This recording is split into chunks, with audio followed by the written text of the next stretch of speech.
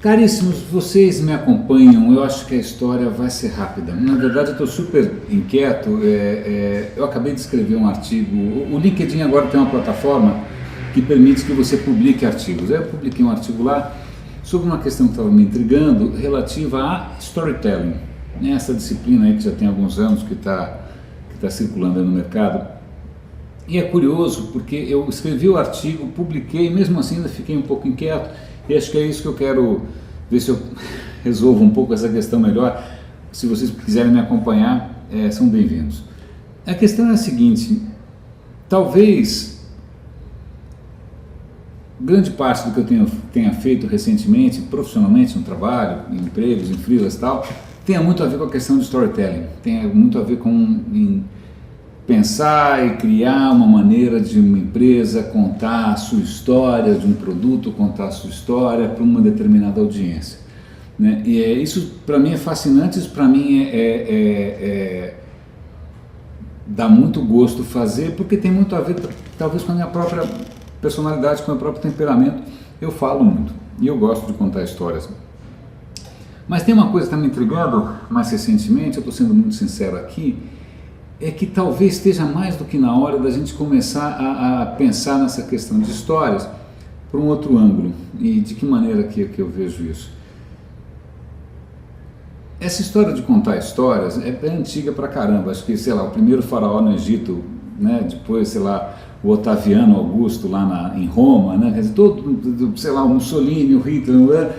Essa história de contar histórias, né, de uma maneira redonda, convincente, legal, tal, muitas vezes ficcional, é bastante antiga e para mim está começando a ficar um pouco anacrônica, na medida em que hoje, mais do que nunca, todos nós, inclusive eu aqui nesse momento, temos as próprias ferramentas e todo o arsenal possível para a gente contar as nossas próprias histórias.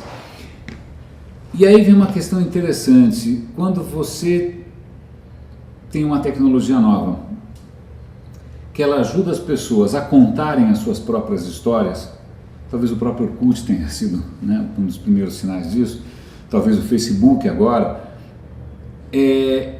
aí isso tem uma adoção bastante surpreendente, porque as pessoas estão usando aquilo para contar as próprias histórias. Quando eu penso numa empresa como a Apple, que sempre contou muito bem a sua própria história, está inventando arqui-inimigos, né, até, sei lá, quem é cool, quem não é, etc. e tal. Mas, na verdade, grande parte do sucesso não era só a história que ela contava, mas as ferramentas que ela dava para as pessoas contarem a própria história. Está aí o iPad, iPhone, etc. e tal, né? Agora você percebe que, agora que os produtos talvez tenham perdido um pouco essa capacidade revolucionária, eles podem contar a história que eles quiserem, mas o mundo está um pouco diferente, né? Mas vamos voltar aqui para o que interessa. Talvez, como eu fico um pouco nessa meio do caminho entre storytelling e a questão de experiência do usuário, talvez um tema que vale a pena todos nós pensarmos aqui é não só que história que a gente está contando para os outros, mas de que maneira nós podemos ajudar os outros a contar melhor suas próprias histórias. O melhor do que isso é criar novas histórias, né? Isso serve para profissionais, serve para mim, talvez em termos de carreira, serve também para marcas, para produtos.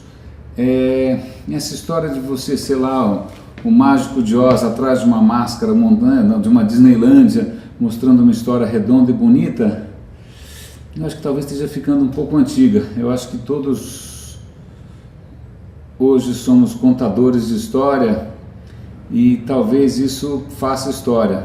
Fica essa provocação. Obrigado pela companhia. Acho que agora estou com a cabeça um pouco mais tranquila, vou almoçar mais sossegado.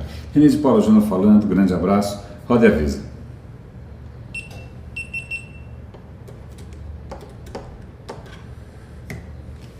But I don't have to tell you the only one.